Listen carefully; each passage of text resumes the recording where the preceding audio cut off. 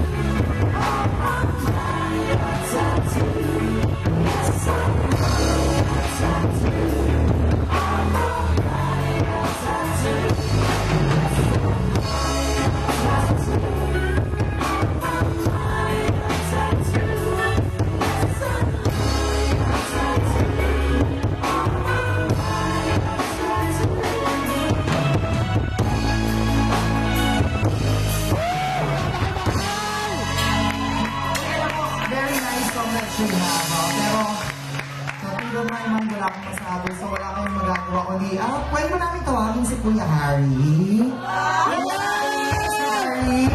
Harry! Ito na! May we call Mr. Harry. Wow!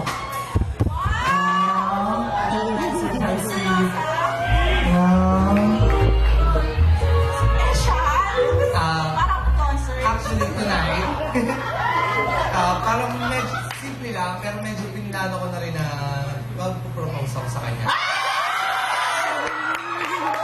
Hindi ko nabunan ako! Parang lalaki! salamat sa mga friends ko, especially ko, tsaka kay Dodo, tsaka kay Chacha, na sumuport pa. Pero before that, syempre, kailangan tanawin.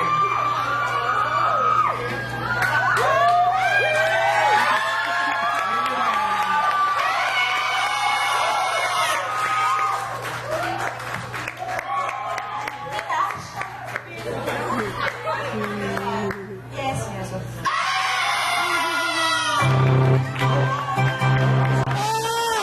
How do you think that? Ayan, and kaming mga, ayun, wala na akong masabi. Palakpakan natin ni everybody, Harry, and of course, Miss Joanne.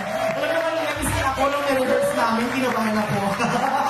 Hindi lang kasi yung engagement ring. Ay, wala akong masabi. Anything you want to say more pa for Miss Joanne? Actually, I would like to thank everybody lang sa syempre sa kanya for all the years na makasama. Wow, so everybody wants a what? What you want? One more time. Gusto niyo French? Wow! Demanding ka, ha? Gusto namin friends kiss lang. French kiss. Palakpakan naman natin. How about one more kiss? Wow! Thank you. Uy, mamaya bayaran mo kami, ha? Thank you, Miss Jo. Grabe, congratulations! Wala akong masabi.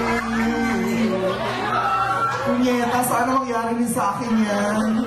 Miski man lang isang 2x2 lang, okay na. Grabe, thank you.